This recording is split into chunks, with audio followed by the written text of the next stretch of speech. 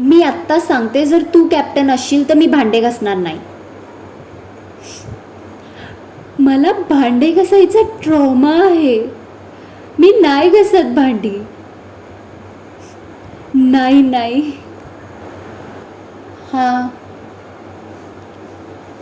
हे बघा, तुम्ही तुमचं रेडी झाला आहात ना, तर मला पण माझं रेडी होऊ द्या. अय, जास्त बोलायचं नाही, नाही तर देईल एक बुक्कीट टेंगू.